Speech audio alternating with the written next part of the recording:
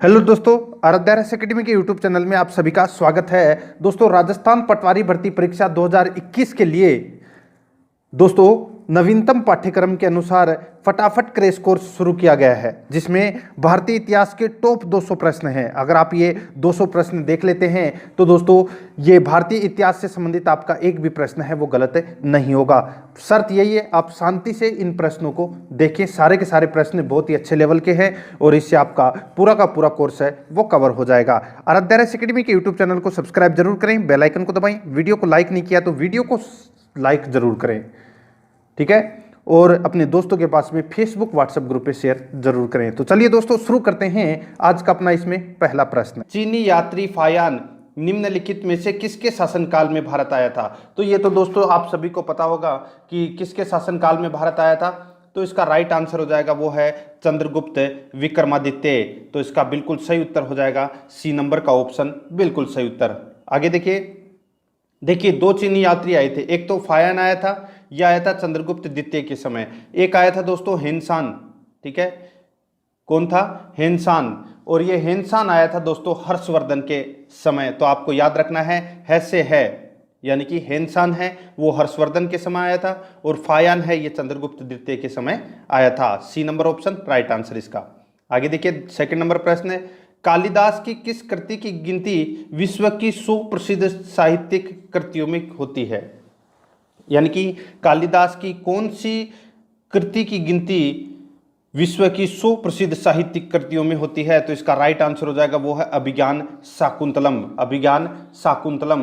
तो इसका बिल्कुल सही उत्तर हो जाएगा वो है दोस्तों इसमें सी नंबर का ऑप्शन, बिल्कुल सही उत्तर। तो इसका आगे देखिए 3 नंबर प्रश्न है, चंद्रगुप्त विक्रमादित्य के दरबार में नवरत्नों में कौन अधिक सबसे प्रसिद्ध था? तो दोस्तों कौन सबसे अधिक प्रसिद्ध था चंद्रगुप्त विक्रमादित्य के शासनकाल में? तो इसका राइट आंसर क्या हो जाएगा? देखिए दोस्तों 4 ऑप्शन आपके सामने हैं, तो वो है कालिदास। ए नंबर का जो ऑप्शन है वो इसका बिल्कुल सही उत्तर हो जाएगा। देखिए चंद्रगुप्त द्वितीय के दरबार में 9 रत्न थे। कौन कौन थे? तो कालिदास, धन्वंतरी, सपनक, अमर सिंह, शंकु, बेताल भट्ट, घटकपर, वरामीर और वररुचि। ये 9 दोस्तों रत्न थे चंद्रगुप्त द्वितीय के समय और उनमें से सबसे अधिक प्रसिद्ध था ये कालिदास, ठीक है। तो इसका राइट आंसर इसमें ए नंबर का ऑप्शन, बिल्कुल सही उत्तर। और देखिए कालिदास की पुस्तक कौन कौन सी है तो मैं आपको बता दूं, ऋतु संहार, कुमार संभव, अभिज्ञान शाकुंतलम, ये तीनों पुस्तकें हैं ये दोस्तों कालिदास के द्वारा रचित है। आगे देखिए 4 नंबर का प्रश्न, चंद्रगुप्त द्वितीय को विक्रमादित्य क्यों कहा जाता है? तो क्यों कहा जाता है? तो दोस्तों देखिए उसकी उज्जैन शासकों पर विजय के फलस्वरूप दोस्तों इनको विक्रमादित्य कहा जाता है। याद रखना। तो इसका राइट आंसर हो जाएगा इसमें ए नंबर का ऑप्शन, बिल्कुल सही उत्तर हो जाएगा, ठीक है। और क्या क्या उपाधियां हैं चंद्रगुप्त द्वितीय की? तो देखिए परम भागवत, सिंह चंद्र, सिंह विक्रम, अजीत विक्रम, विक्रमांक, ठीक है। तो ये आपको याद रखना है, ये चंद्रगुप्त द्वितीय की उपाधियां थी। तो इसका right answer A number option, बिल्कुल सही उत्तर। आगे देखिए चंद्रगुप्त द्वितीय के काल में विद्या, कला व साहित्य का महान केंद्र कौन सा था? अच्छा प्रश्न है। चंद्रगुप्त द्वितीय के शासनकाल में विद्या, कला व साहित्य का महान केंद्र कौन सा था? तो इसका राइट आंसर हो जाएगा वो है उज्जैन। सी नंबर का ऑप्शन बिल्कुल सही उत्तर हो जाएगा। आगे देखिए दोस्तों इसमें 6 नंबर प्रश्न है, चंद्रगुप्त द्वितीय की विजयों से उसके साम्राज्य का विस्तार कहां तक हो गया? चंद्रगुप्त द्वितीय की विजयों से उसके साम्राज्य का विस्तार है वो कहां से कहां तक हो गया, वो अपने को बताना है। तो देखिए इसका राइट आंसर हो जाएगा वो है पश्चिमी समुद्र तट तक, यानी कि पश्चिमी समुद्री तट तक दोस्तों चंद्रगुप्त द्वितीय का जो साम्राज्य विस्तार है वो हो गया था, ठीक है। तो इसका राइट आंसर हो जाएगा इसमें ए नंबर का ऑप्शन, बिल्कुल सही उत्तर हो जाएगा। आगे देखिए इसमें 7 नंबर का प्रश्न है, इलाहाबाद के स्तंभ लेख में हरिसेन ने प्रशंसा की थी। इलाहाबाद के स्तंभ लेख में हरिसेन ने प्रशंसा की थी, तो किसकी प्रशंसा की थी? तो दोस्तों समुद्रगुप्त की प्रशंसा की थी। और समुद्रगुप्त को क्या कहा जाता है? तो दोस्तों भारत का नेपोलियन। क्या कहा जाता है? भारत का नेपोलियन। तो इसका राइट आंसर हो जाएगा इसमें सी नंबर का ऑप्शन बिल्कुल सही उत्तर हो जाएगा। देखिए, समुद्रगुप्त गुप्त वंश का एक महान योद्धा और कुशल सेनापति था, इसी कारण इसे भारत का नेपोलियन कहा जाता है। ठीक है, तो इसमें सी नंबर ऑप्शन बिल्कुल सही उत्तर। आगे देखिए, समुद्रगुप्त के काल का इतिहास जानने का सबसे महत्वपूर्ण साधन है।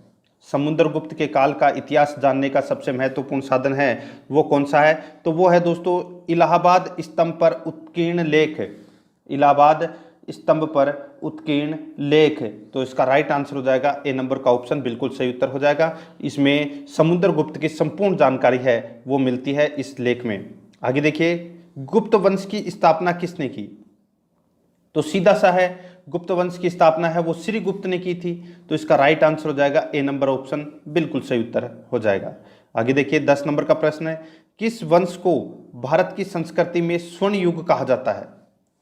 तो किस युग को भारत की संस्कृति में स्वर्ण युग कहा जाता है?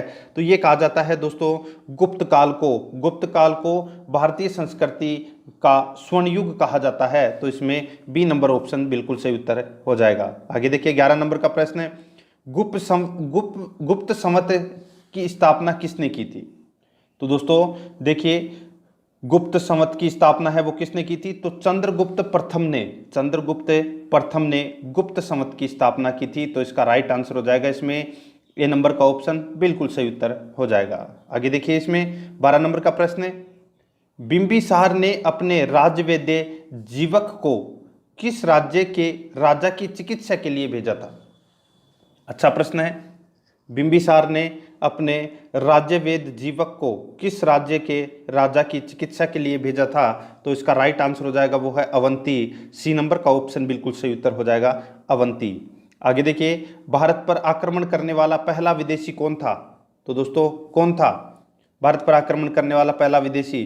तो वो था दोस्तों साइरस। कौन था? साइरस। ए नंबर ऑप्शन बिल्कुल सही उत्तर हो जाएगा साइरस। आगे देखिए, सेंधव सभ्यता के महान स्नानागार कहाँ से प्राप्त हुए हैं? सेंधव सभ्यता के महान स्नानागार कहाँ से प्राप्त हुए हैं? तो ये मोहनजोदड़ो से प्राप्त हुए हैं। ए नंबर का ऑप्शन बिल्कुल सही उत्तर हो जाएगा मोहनजोदड़ो। आगे देखिए, शाक्य राजवंश के किस राजकुमार ने एक महान धर्म की स्थापना की? शाक्य राजवंश के किस राजकुमार ने एक महान धर्म की स्थापना की? तो वो है दोस्तों इसमें सिद्धार्थ है। तो इसमें बी नंबर का ऑप्शन बिल्कुल सही उत्तर हो जाएगा। सिद्धार्थ ने एक महान धर्म की स्थापना की थी। आगे देखिए, बौद्ध धर्म के प्रवर्तक गौतम बुद्ध का जन्म कब और कहाँ हुआ था? ये तो दोस्तों आप सभी को पता होना चाहिए। जो गौतम बुद्ध का जो जन्म है वो दोस्तों कब और कहाँ पर हुआ था, ये अपने को इसमें बताना है। तो इसका राइट आंसर हो जाएगा 623 ईस्वी पूर्व। 623 ईस्वी पूर्व में दोस्तों लुम्बिनी में, कहाँ पर? लुम्बिनी में हुआ था। तो इसका राइट आंसर हो जाएगा इसमें बी नंबर का ऑप्शन बिल्कुल सही उत्तर हो जाएगा। ठीक है, लुम्बिनी में हुआ था गौतम बुद्ध का जन्म। बी नंबर ऑप्शन बिल्कुल सही उत्तर। आगे देखिए, हड़प्पा सभ्यता के विलुप्त हो जाने का कारण क्या माना जाता है? हड़प्पा सभ्यता के विलुप्त हो जाने का कारण है वो क्या माना जाता है? तो देखिए, हड़प्पा सभ्यता के विस्तार के साथ भूमि की उर्वरता का निरंतर कम होना, दूसरा है बाढ़ों का आ जाना, तीसरा है विजातियों का आक्रमण। इन तीनों की वजह से, ये 3 प्रमुख कारण है दोस्तों, इन्हीं की वजह से दोस्तों हड़प्पा सभ्यता के विलुप्त हो जाने का पता चलता है। तो इसका राइट आंसर हो जाएगा इसमें डी नंबर का ऑप्शन उपयुक्त सभी कारण। नेक्स्ट है, कालीबंगा कहाँ स्थित है? कालीबंगा कहाँ पर स्थित है? तो ये दोस्तों राजस्थान में हनुमानगढ़ में स्थित है। तो इसका राइट आंसर हो जाएगा बी नंबर ऑप्शन बिल्कुल सही उत्तर। आगे देखिए, सिंधु घाटी की सभ्यता के लोगों का धर्म मुख्यतः किस पर आधारित था? तो धर्म है वो मुख्यतः किस पर आधारित था? तो वो है मातृ देवी की पूजा पर, यानी कि मातृ सत्तात्मक थी सिंधु घाटी सभ्यता। ठीक है, तो इसका राइट आंसर हो जाएगा सी नंबर का ऑप्शन बिल्कुल सही उत्तर। आगे देखिए, 20 नंबर प्रश्न है, हड़प्पा सभ्यता के औजार और अस्त्र मुख्यतः बनाए जाते थे। हड़प्पा सभ्यता के औजार और अस्त्र मुख्यतः बनाए जाते थे। तो किससे बनाए जाते थे? तो ये बनाए जाते थे दोस्तों तांबा, टिन और कांस्य से बनाए जाते थे। ठीक है, तो इसमें सी नंबर ऑप्शन बिल्कुल सही उत्तर हो जाएगा। 21 नंबर प्रश्न है, इसमें देखिए अशोक के अभिलेख में उसके किस एकमात्र पुत्र की चर्चा की गई है। अशोक के किस यानी कि अशोक के अभिलेख में उसके किस एकमात्र पुत्र की चर्चा की गई है, तो इसका राइट आंसर हो जाएगा वो है तीवर। बी नंबर का ऑप्शन बिल्कुल सही उत्तर हो जाएगा तीवर। ठीक है, आगे देखिए इसमें जैन ग्रंथों की रचना किस लिपि में हुई थी। तो जैन ग्रंथों की रचना है ये कौन सी लिपि में हुई थी, तो प्राकृत लिपि में हुई थी जैन ग्रंथों की रचना। ए नंबर ऑप्शन बिल्कुल सही उत्तर हो जाएगा। आगे देखिए वैदिक काल के लोगों ने धातुओं का प्रयोग किया, उनमें से पहला धातु था। वैदिक काल में लोगों ने धातुओं का प्रयोग किया, उनमें से पहला धातु था, तो कौन सा था पहला धातु, तो वो था दोस्तों तांबा। ए नंबर का ऑप्शन बिल्कुल सही उत्तर हो जाएगा। आगे देखिए सूर्य देवता सावित्री को संबोधित प्रसिद्ध गायत्री मंत्र किस में उल्लेखित है। तो ये तो दोस्तों आप सभी को पता होगा कि जो गायत्री मंत्र है ये कहाँ से लिया गया है, तो ये ऋग्वेद से लिया गया है। कहाँ से, ऋग्वेद संहिता से लिया गया है। तो अपना राइट आंसर हो जाएगा ए नंबर का ऑप्शन बिल्कुल सही उत्तर। देखिए ऋग्वेद में 10 मंडल, 1028 श्लोक और करीबन 10,600 मंत्र हैं। ठीक है, यह आपको इसमें याद रखना है। ए नंबर ऑप्शन बिल्कुल सही उत्तर। 25 नंबर प्रश्न है, इसमें देखिए वैदिक कालीन नदी परुष्णी जिसके तट पर 10 राजाओं का युद्ध हुआ था उसका आधुनिक नाम क्या है। देखिए परुष्णी है ये इसका वर्तमान नाम है रावी। क्या नाम है, रावी नदी। ठीक है, रावी नदी है, इसका प्राचीन नाम क्या था, परुष्णी, याद रखना है आपको। ठीक है, तो इसका राइट आंसर हो जाएगा इसमें बी नंबर का ऑप्शन बिल्कुल सही उत्तर हो जाएगा। आगे देखिए दोस्तों इसमें 26 नंबर प्रश्न है, मोहनजोदाड़ो से प्राप्त सामग्री तथा धातु खंडों से पता चलता है कि यहाँ के निवासियों को अनेक प्रकार की धातुओं का ज्ञान था, किंतु, बहुत ही अच्छा प्रश्न है, किंतु दोस्तों लोहे का ज्ञान नहीं था। यानी कि मोहनजोदड़ो से प्राप्त सामग्री तथा धातु खंडों से पता चलता है कि यहाँ के निवासियों को दोस्तों अनेक प्रकार की धातुओं का ज्ञान था, किंतु लोहे का ज्ञान है वो नहीं था। तो अपना राइट आंसर इसमें बी नंबर ऑप्शन बिल्कुल सही उत्तर हो जाएगा। आगे देखिए मोहनजोदड़ो से प्राप्त मूर्तियों के आधार पर कहा जा सकता है कि सिंधु की सभ्यता से संबंध लोग सेव थे।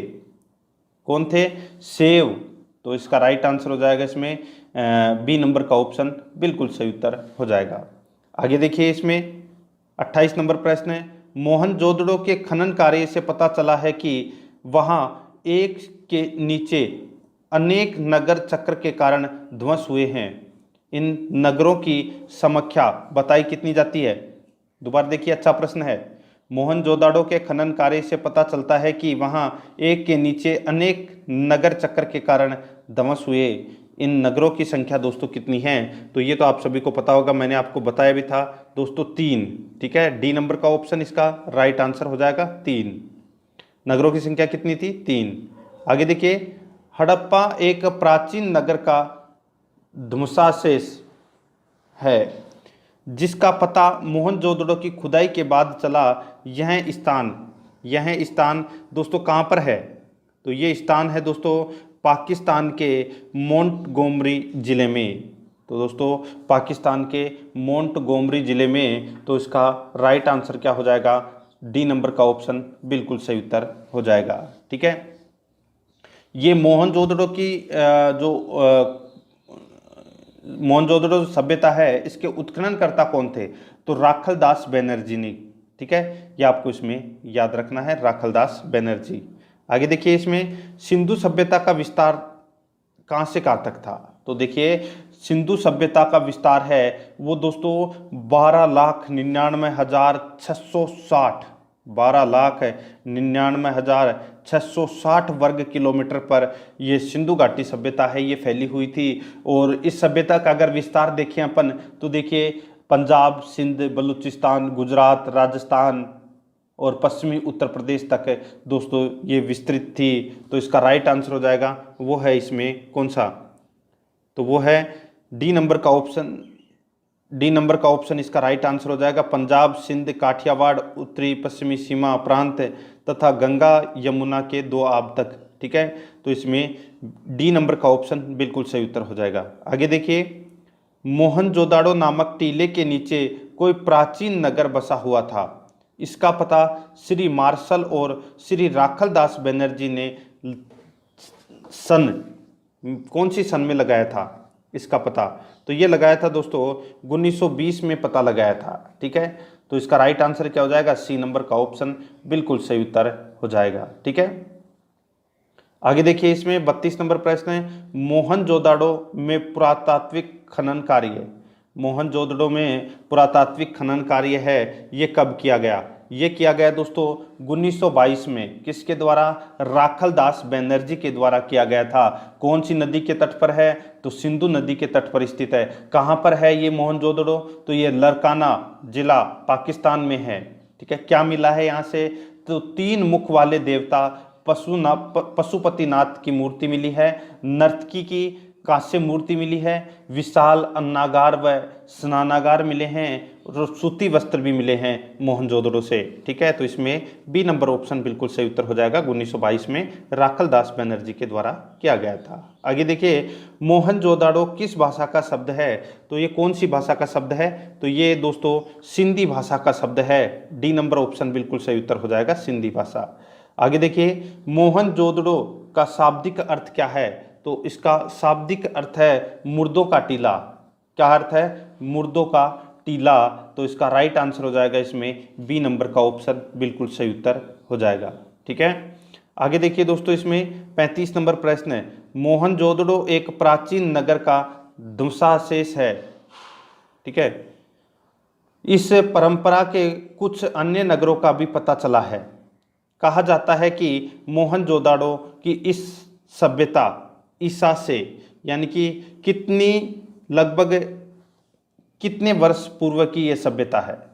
तो सीधा सा है, इसका राइट आंसर हो जाएगा करीब 3000 वर्ष पूर्व की ये सभ्यता है। तो इसका राइट आंसर हो जाएगा इसमें ए नंबर का ऑप्शन बिल्कुल सही उत्तर हो जाएगा। आगे देखिए, इसमें बुद्ध को ज्ञान की प्राप्ति कहाँ हुई? तो दोस्तों बुद्ध को ज्ञान की प्राप्ति है वो कहाँ पर हुई? तो ये हुई थी दोस्तों बोध गया में। कहाँ पर? बोध गया में हुई थी। तो इसका राइट आंसर क्या हो जाएगा? वो है ए नंबर का ऑप्शन बिल्कुल सही उत्तर हो जाएगा। ठीक है, बोध गया, याद रखना, बहुत ही अच्छा प्रश्न है। और महात्मा बुद्ध ने अपना प्रथम उपदेश है वो कहाँ पर दिया था? सारनाथ में दिया था। ठीक है, ये भी आपको इसमें याद रखना है। आगे देखिए, इसमें 37 नंबर प्रश्न है, सारनाथ में अपना प्रथम प्रवचन किसने दिया था? तो मैंने अभी आपको बताया दोस्तों, सारनाथ में अपना प्रथम प्रवचन किसने दिया था? तो ये दिया था दोस्तों किसने? महात्मा बुद्ध ने। महात्मा बुद्ध ने। तो इसका राइट आंसर हो जाएगा इसमें सी नंबर ऑप्शन बिल्कुल सही उत्तर हो जाएगा।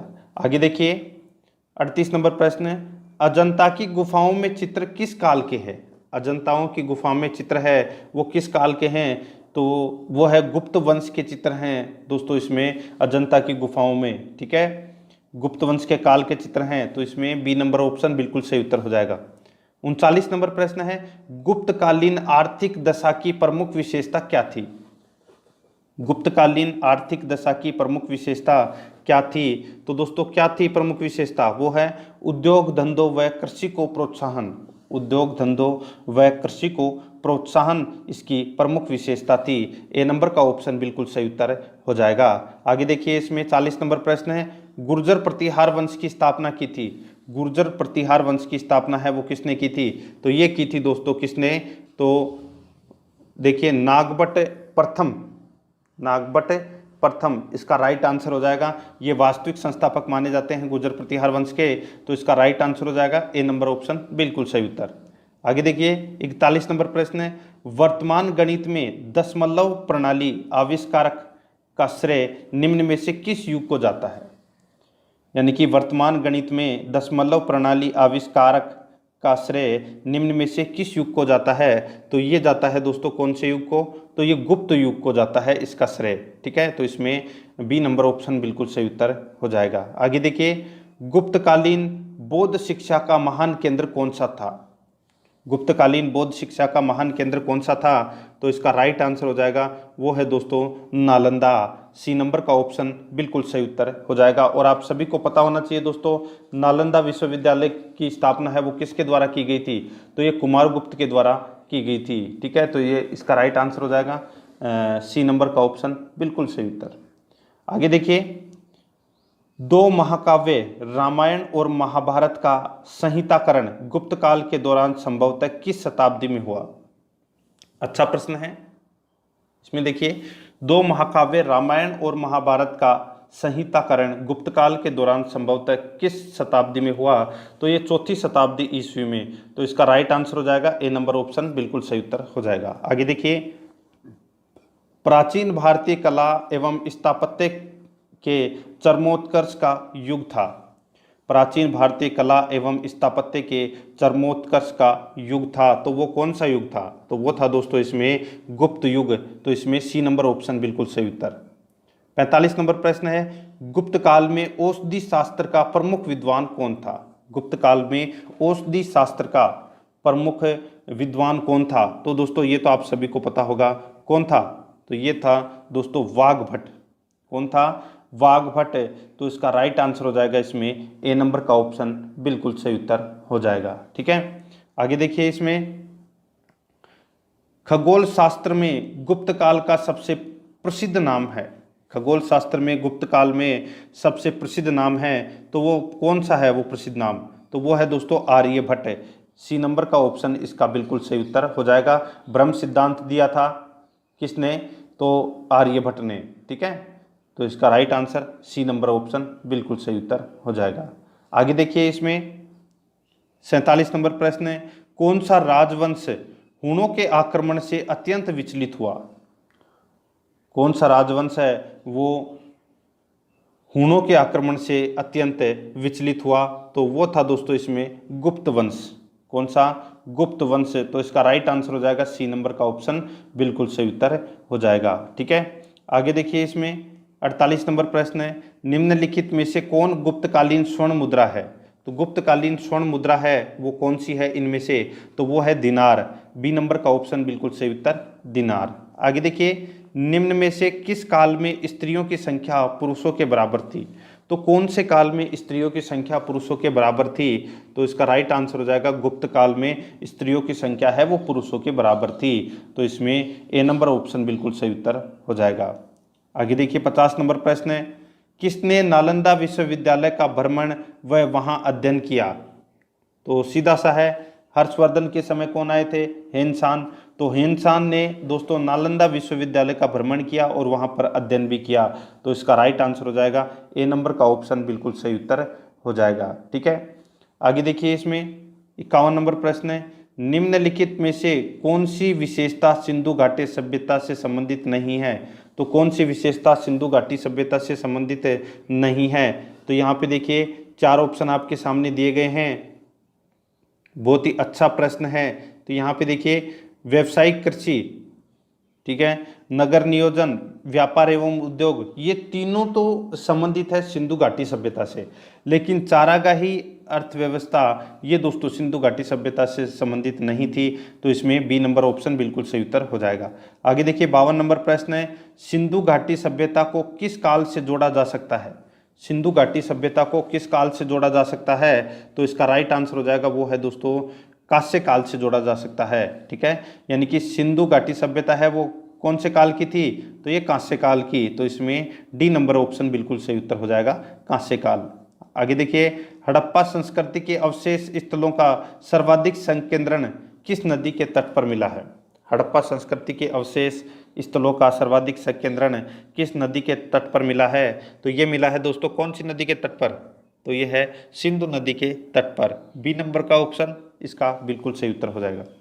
आगे देखिए, हड़प्पा की खुदाई में मेसोपोटामिया की मुहरें मिली है। ये मुहरें हड़प्पा की सभ्यता में दोस्तों मेसोपोटामिया की मुहरें मिली है। ये मुहरें दोस्तों सिंधु घाटी सभ्यता के काल निर्धारण में सहायक हैं। बिल्कुल सही है। इस बात की द्योतक है कि इन दोनों सभ्यताओं के बीच व्यापार होता था। ये भी दोस्तों इसमें बिल्कुल सही है। भाई मोहरें मिली है तो इसका मतलब व्यापार होता था। ठीक है। तीसरा है, इस बात का प्रमाण है कि सिंधु घाटी सभ्यता के लोग स्वयं मोहरे बनाना नहीं जानते थे। ये गलत हो जाएगा दोस्तों इसमें, तो यानी कि ए और बी इसमें बिल्कुल सत्य है, तो डी नंबर का ऑप्शन बिल्कुल सही उत्तर हो जाएगा। आगे देखिए, सिंधु घाटी सभ्यता के प्रसार क्षेत्र का आकार कैसा था? सिंधु घाटी सभ्यता के प्रसार क्षेत्र का आकार है वो कैसा था? तो ये आकार था दोस्तों त्रिभुजाकार। कैसा था? त्रिभुजाकार। डी नंबर ऑप्शन बिल्कुल सही उत्तर हो जाएगा। आगे देखिए, हड़प्पा सभ्यता के लोग संभवतः इस्तेमाल करते थे, तो हड़प्पा सभ्यता के लोग संभवतः किसका इस्तेमाल करते थे? तो ये करते थे दोस्तों लकड़ी के हल का, यानी कि लकड़ी का हल यानी कि फाल का प्रयोग करते थे, तो इसमें बी नंबर ऑप्शन बिल्कुल सही उत्तर हो जाएगा। 57 नंबर प्रश्न है, इसमें देखिए, सिंधु घाटी सभ्यता के स्थानों की खुदाई में मिले अवशेषों से पता लगता है कि, सिंधु घाटी सभ्यता के स्थानों की खुदाई से मिले अवशेषों से पता लगता है कि दोस्तों इनके मकान प्राय 2 मंजिल के होते थे। दूसरा है, देखिए, इनके मकान प्राय 1 मंजिल के होते थे, ये गलत हो जाएगा। और देखिए, हर मकान के आंगन, स्नानागार और रसोई होती थी, ये भी दोस्तों इसमें बिल्कुल सही है, तो इसका राइट आंसर हो जाएगा डी नंबर का ऑप्शन ए और सी इसमें सही है। ए और सी इसका राइट आंसर हो जाएगा, डी नंबर ऑप्शन। 2 मंजिल के मकान थे सिंधु घाटी सभ्यता में। आगे देखिए, निम्नलिखित में से कौन सा कथन सही है? तो कौन सा कथन है वो दोस्तों इसमें सही है? तो यहाँ पे देखिए, सिंधु सभ्यता के लोग मूर्ति पूजक थे। सिंधु सभ्यता के लोग मूर्ति पूजक थे। ए नंबर का ऑप्शन इसका बिल्कुल सही उत्तर हो जाएगा, मूर्ति पूजक। ठीक है। आगे देखिए, हड़प्पा के निवासी किस युग के थे? हड़प्पा के निवासी है वो कौन से युग के थे? तो ये दोस्तों ताम्रपाषाण युग के थे हड़प्पा के निवासी, तो इसमें डी नंबर ऑप्शन बिल्कुल सही उत्तर हो जाएगा। आगे देखिए, सिंधु घाटी सभ्यता के काल निर्धारण में सबसे विश्वसनीय और महत्वपूर्ण है क्या? सिंधु घाटी सभ्यता के काल निर्धारण में सबसे विश्वसनीय और महत्वपूर्ण है क्या है? तो वो है हड़प्पा की खुदाई में मिली मेसोपोटामिया की मुहरे। ठीक है, और इन दोनों के बीच में व्यापार की भी दोस्तों जानकारी मिलती है, तो इसका राइट आंसर हो जाएगा इसमें सी नंबर का ऑप्शन बिल्कुल सही उत्तर हो जाएगा। आगे देखिए, हड़प्पा सभ्यता के लोग किस पशु से परिचित नहीं थे? हड़प्पा सभ्यता के लोग किस पशु से परिचित नहीं थे? तो दोस्तों दरियाई घोड़ा से परिचित नहीं थे। गेंडा, सांड और ऊंट, इन तीनों से परिचित थे। ए नंबर का ऑप्शन बिल्कुल सही उत्तर हो जाएगा। 62 नंबर प्रश्न है, इसमें देखिए, मोहनजोदाड़ो में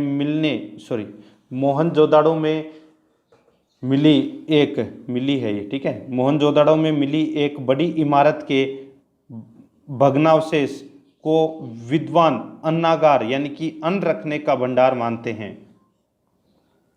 तो दोस्तों ये पक्की ईंटों से बना था। ठीक है, तो इसका राइट आंसर हो जाएगा इसमें सी नंबर ऑप्शन सही उत्तर। 63 नंबर प्रश्न है, सिंधु सभ्यता के लोग विश्व की तत्समकालीन सभ्यताओं से किन बातों में आगे थे?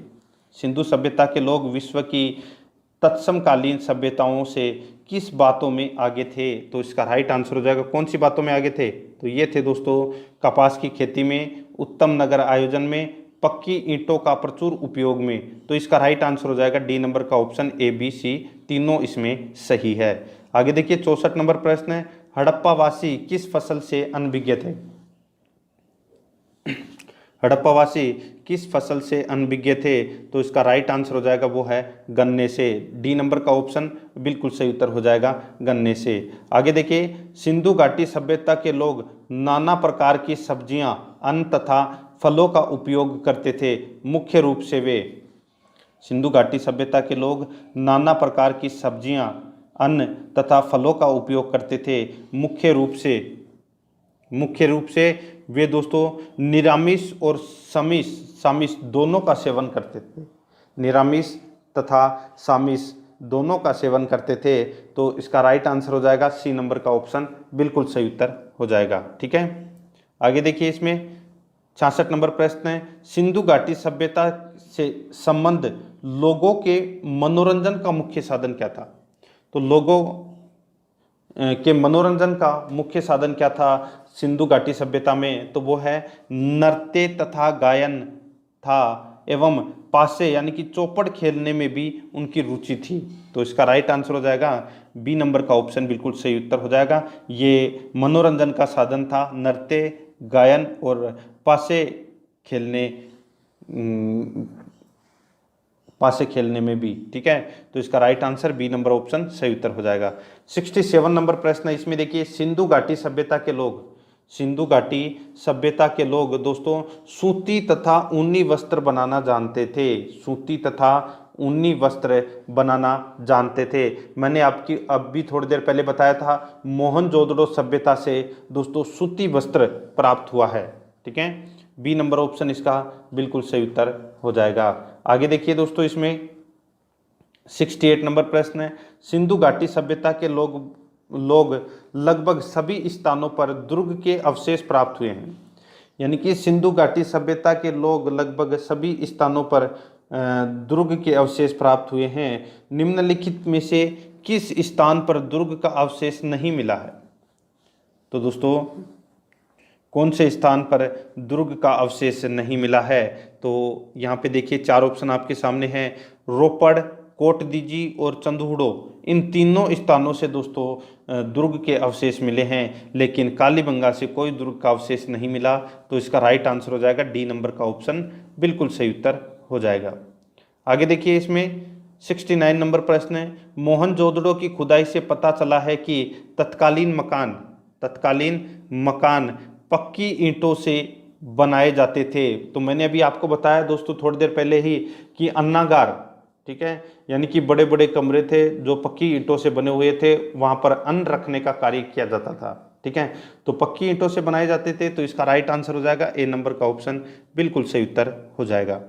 आगे देखिए 70 नंबर प्रश्न है, सिंधु घाटी सभ्यता के बारे में खनन कार्य से जो तथ्य सामने आए हैं उनसे पता चलता है कि वे लोग मूर्ति पूजा करते थे। ठीक है, मूर्ति पूजा तो करते थे, और दोस्तों साथ ही में नगर निर्माण कला में पारंगत थे। ठीक है, ये आपको याद रखना है कि सिंधु घाटी सभ्यता के बारे में खनन कार्य से जो तथ्य सामने आए हैं उनसे पता चलता है कि वे दोस्तों नगर निर्माण कला में पारंगत थे और मूर्ति पूजा भी करते थे। तो इसका राइट आंसर इसमें ए नंबर ऑप्शन बिल्कुल सही उत्तर हो जाएगा। आगे देखिए, सिंधु घाटी सभ्यता के लोग शायद मुख्य रूप से मूर्ति पूजा करते थे। बी नंबर का ऑप्शन बिल्कुल सही उत्तर हो जाएगा। आगे देखिए, सिंधु घाटी सभ्यता का पतन का कारण सिंधु घाटी सभ्यता के पतन का कारण है वो क्या है? चार ऑप्शन आपके सामने हैं। तो यहाँ पे देखिए भयावह भूचाल रहा होगा, भारी हमला रहा होगा, अनेक प्राकृतिक विपत्तियां रही होगी। तो दोस्तों ये अभी अज्ञात है, यानी कि सिंधु घाटी सभ्यता के पतन का कारण क्या है, अभी तक ये अज्ञात है। तो इसमें सी नंबर का ऑप्शन बिल्कुल सही उत्तर हो जाएगा। आगे देखिए 73 नंबर प्रश्न है, सिंधु घाटी सभ्यता से संबंध व्यक्ति लिखना पढ़ना जानते थे। प्राप्त मुद्राओं से पता चलता है कि उनकी लिपि है वो कौन सी थी। तो देखिए उनकी लिपि है वो पढ़ी नहीं जा सकी है। सिंधु घाटी सभ्यता के लोग हैं वो लिखना पढ़ना जानते थे। प्राप्त मुद्राओं से पता चलता है उनकी लिपि है वो कौन सी है, ये दोस्तों अभी तक अपने को ज्ञात नहीं हुई है, यानी कि पढ़ी नहीं जा सकी है। तो इसका राइट आंसर हो जाएगा इसमें सी नंबर ऑप्शन बिल्कुल सही उत्तर हो जाएगा। 74 नंबर प्रश्न है, मोहनजोदाड़ो में किए गए खनन कार्य से ऐसा पता चलता है कि उस काल के लोग कृषि करना जानते थे, किंतु वे चावल यानी कि धान की भी फसल उगाते थे। इसमें कुछ पुरातत्ववेताओं ने को संदेह है। यह संदेह व्यक्त किया है दोस्तों, किसने किया है? ये संदेह व्यक्त किया है दोस्तों डॉक्टर A.L. बासम ने व्यक्त किया है। क्या व्यक्त किया है डॉक्टर A.L. बासम ने? तो देखिए ऐसा पता चलता है कि उस काल के लोग हैं वो कृषि करना जानते थे, किंतु वे चावल की भी फसल उगाते थे। ठीक है, तो यहाँ पे ये व्यक्त किया है डॉक्टर A.L. बासम ने। ठीक है, तो इसमें डी नंबर ऑप्शन बिल्कुल सही उत्तर। 75 नंबर प्रश्न है, सिंधु घाटी सभ्यता से संबंधित लोग शवों का अंतिम संस्कार है वो कैसे करते थे? सिंधु घाटी सभ्यता के लोग शवों का अंतिम संस्कार कैसे करते थे? तो यहाँ पे देखिए जलाकर करते थे, बिल्कुल करते थे। गाड़ कर करते थे, ये बिल्कुल करते थे। ठीक है। और देखिए दोस्तों इसमें पारसियों की तरह किसी ऊंचे स्थान पर खुला छोड़कर करते थे, बिल्कुल सही बात है। तो दोस्तों इसका राइट आंसर हो जाएगा इसमें, इन तीनों का प्रयोग करते थे वो। तो इसका राइट आंसर हो जाएगा, क्या हो जाएगा, उक्त सभी प्रकार से करते थे सबों का अंतिम संस्कार सिंधु घाटी सभ्यता के लोग। ठीक है, तो डी नंबर ऑप्शन सही उत्तर है। 76 नंबर प्रश्न है, इसमें देखिए, वेदों के अनेक विभाग बताए जाते हैं किंतु मुख्य रूप से इनके जो भाग हैं उन्हें क्या कहा जाता है।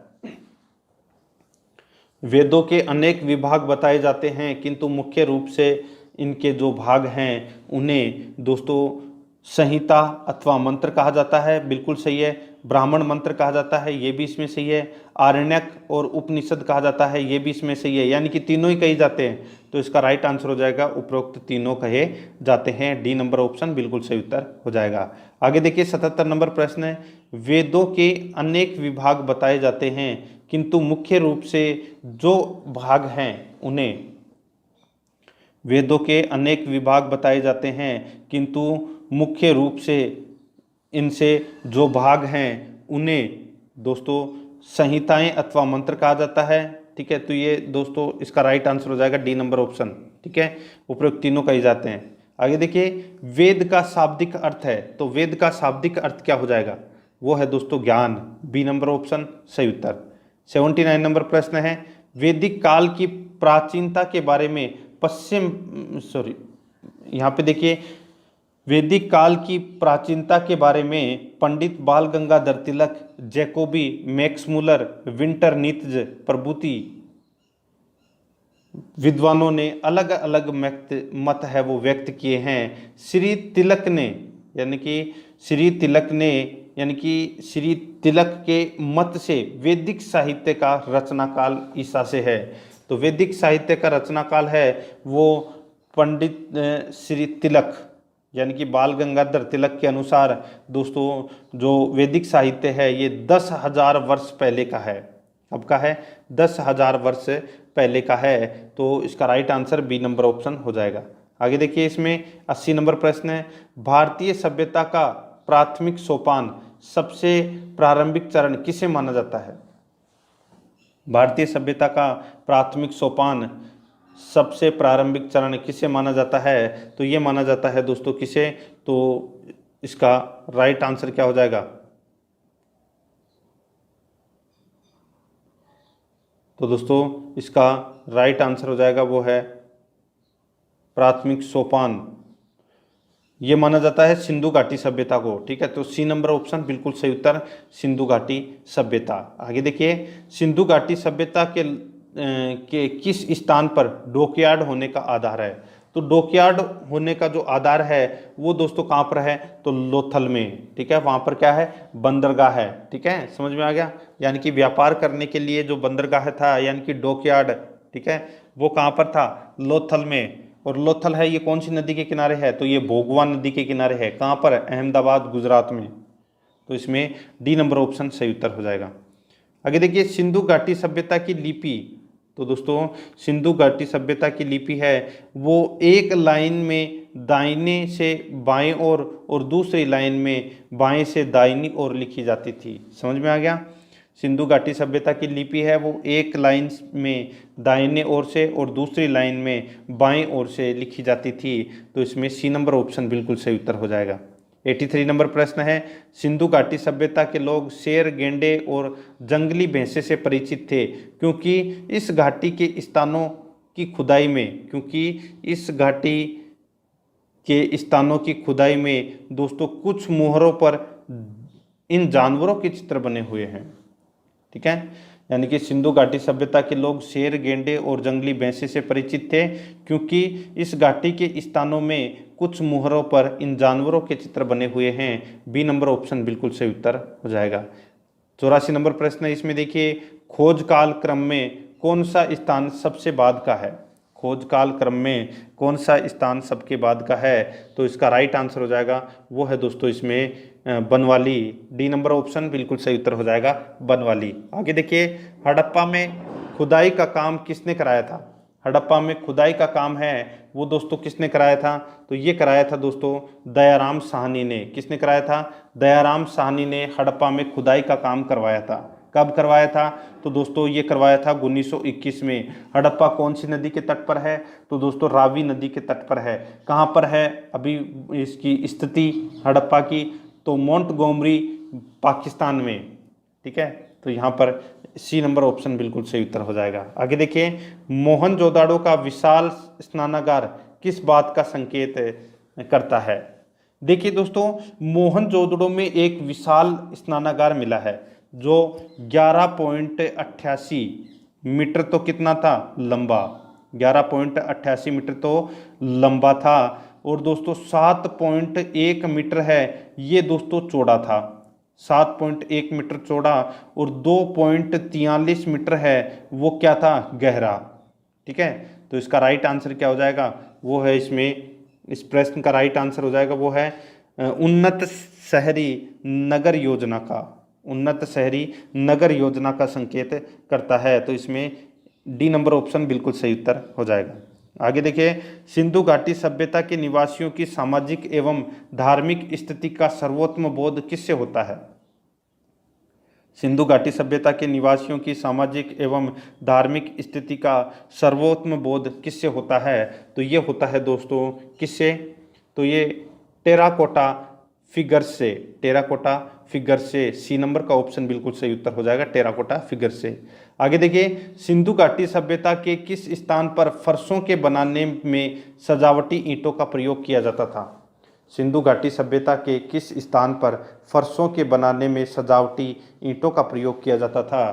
तो इसका राइट आंसर हो जाएगा वो है दोस्तों कहाँ पर? तो ये कालीबंगा में। तो इसमें बी नंबर ऑप्शन सही उत्तर। 89 नंबर प्रश्न है, सिंधु घाटी सभ्यता के किस स्थान की खुदाई में अग्नि वेदिकाएं मिली है?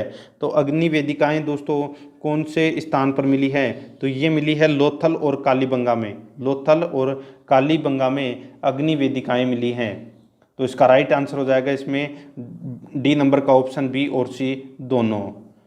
आगे देखिए, 90 नंबर का प्रश्न है, हड़प्पा सभ्यता के किस स्थान पर खुदाई में दुर्ग का कोई प्रमाण नहीं मिला है? हड़प्पा सभ्यता के किस स्थान पर खुदाई में दुर्ग का कोई प्रमाण नहीं मिला है? तो इसका राइट आंसर क्या हो जाएगा? वो है दोस्तों इसमें चंदोहड़ो। ठीक है, चंदोहड़ो। ठीक है, तो इसमें डी नंबर का ऑप्शन बिल्कुल सही उत्तर हो जाएगा, चंदोहड़ो। आगे देखिए दोस्तों, इसमें 91 नंबर प्रश्न है, अपने पुरोहित के साथ विदेह माधव के पूर्व की ओर प्रव्रजन की कथा निम्नलिखित में से किसमें वर्णित है? बहुत ही अच्छा प्रश्न है। अपने पुरोहित के साथ विघेद माधव के पूर्व की ओर प्रव्रजन की कथा निम्नलिखित में से किसमें वर्णित है? तो ये वर्णित है दोस्तों किसमें? तो ये सतपथ ब्राह्मण में। तो इसमें बी नंबर का ऑप्शन सही उत्तर हो जाएगा, सतपथ ब्राह्मण। आगे देखिए, इसमें निम्नलिखित में से कौन सा नगर प्राक हड़प्पा व हड़प्पा सभ्यता से संबंधित है? तो कौन सा नगर है वो प्राक हड़प्पा व हड़प्पा सभ्यता से है? तो वो है दोस्तों रंगपुर। ठीक है, कहाँ पर है ये? रंगपुर। तो ये है दोस्तों गुजरात में। कहाँ पर है? गुजरात में, काठियावाड़ गुजरात में। और यहाँ पर चावल की भूसी मिली है, गेहूं की खेती के साक्ष्य मिले हैं। ठीक है, याद रखना, रंगपुर। तो इसमें डी नंबर ऑप्शन बिल्कुल सही उत्तर हो जाएगा। नेक्स्ट है, निम्नलिखित में से कौन सा पशु हड़प्पा सभ्यता में नहीं पाला जाता था? यानी कि कौन सा पशु हड़प्पा सभ्यता में नहीं पाला जाता था? तो इसका राइट आंसर हो जाएगा वो है दोस्तों घोड़ा। ठीक है, ए नंबर ऑप्शन बिल्कुल सही उत्तर हो जाएगा, घोड़ा। आगे देखिए, हड़प्पा सभ्यता के लोग निम्न में से किस वस्तु का प्रयोग नहीं करते थे? हड़प्पा सभ्यता में लोग हैं वो किसका प्रयोग नहीं करते थे? तो दोस्तों सिक्के का प्रयोग नहीं करते थे। सी नंबर ऑप्शन सही उत्तर। 95 नंबर प्रश्न है, मोहनजोदड़ो की विशालतम इमारत थी, मोहनजोदड़ो की विशालतम इमारत है वो कौन सी थी? तो वो थी दोस्तों महास्नानागार। मैंने अभी आपको बताया था महास्नानागार। तो इसमें बी नंबर ऑप्शन बिल्कुल सही उत्तर। हड़प्पा सभ्यता का उत्कर्ष किस समय के पश्चात रुक गया? हड़प्पा सभ्यता का उत्कर्ष किस समय के पश्चात रुक गया? तो ये रुक गया दोस्तों 1900 ईसा पूर्व के समय रुक गया।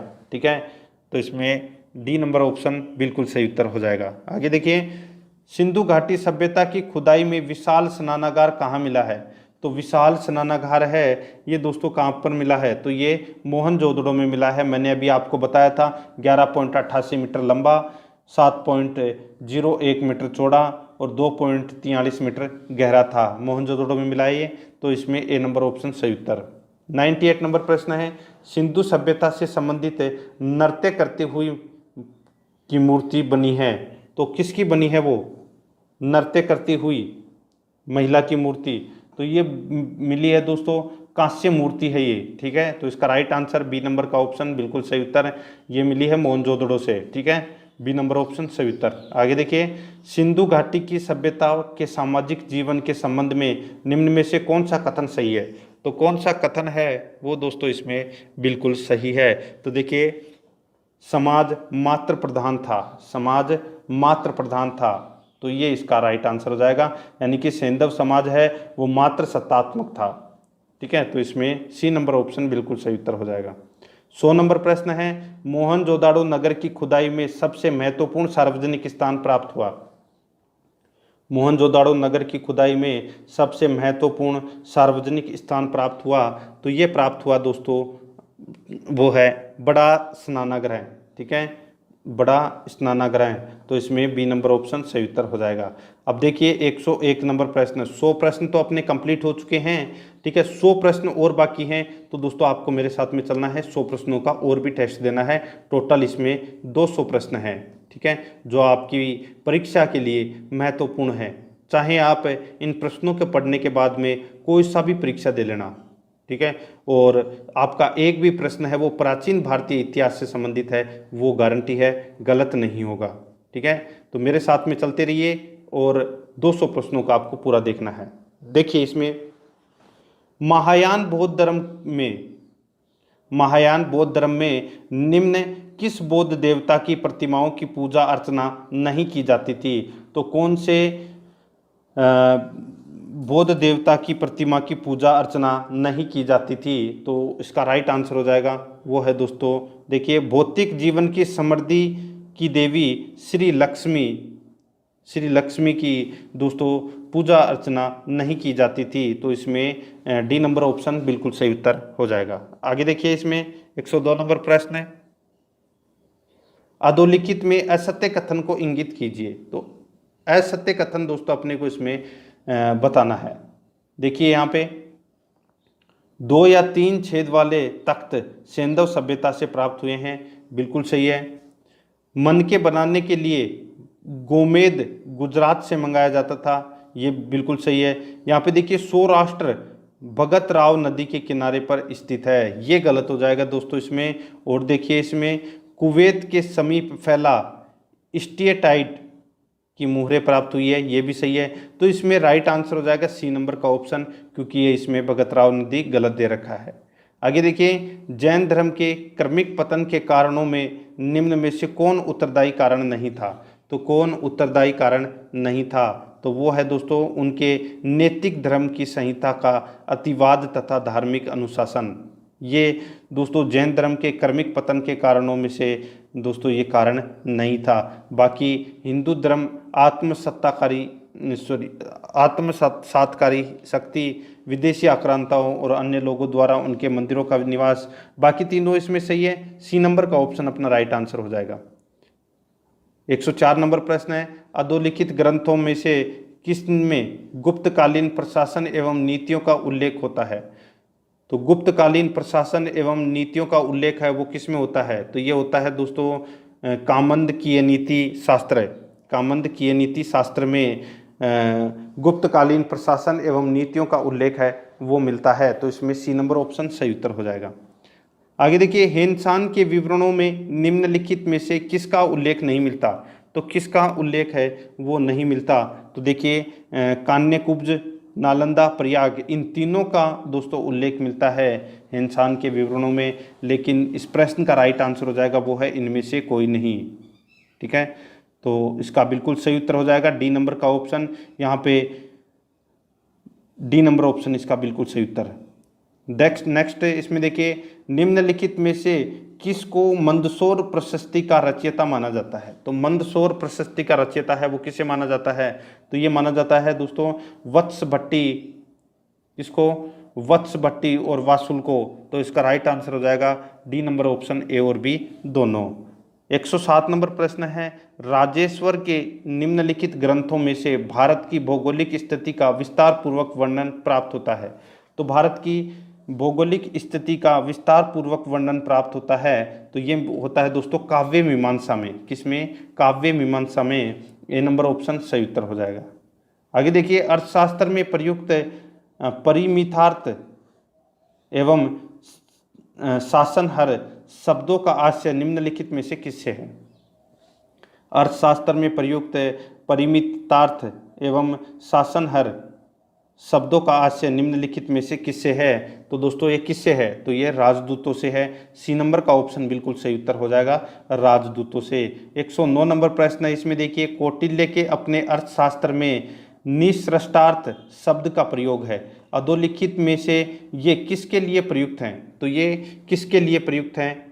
तो इसका राइट आंसर हो जाएगा वो है दोस्तों यहाँ पे दो, देखिए कौन सा है?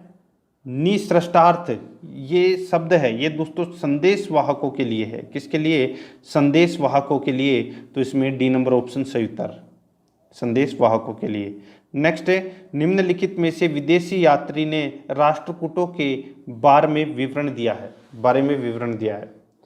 तो दोस्तों किस विदेशी यात्री ने राष्ट्रकूटों के बारे में विवरण दिया है? तो इसका राइट आंसर हो जाएगा वो है इसमें दोस्तों अल मसूदी ने। बी नंबर ऑप्शन बिल्कुल सही उत्तर, अल मसूदी।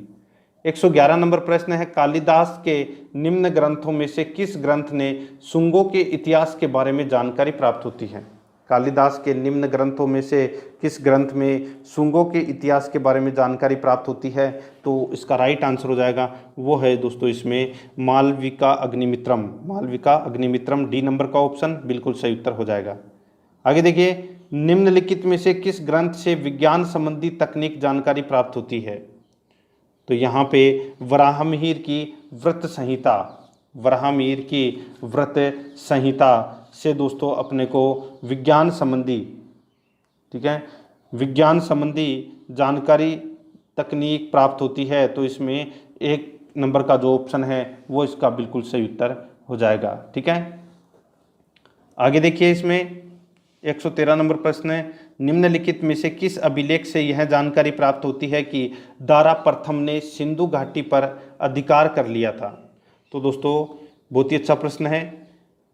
किस अभिलेख से यह जानकारी प्राप्त होती है कि दारा प्रथम ने सिंधु घाटी पर अधिकार कर लिया था? तो वो है दोस्तों पारसिपोलिस के बेहिस्तून अभिलेख द्वारा।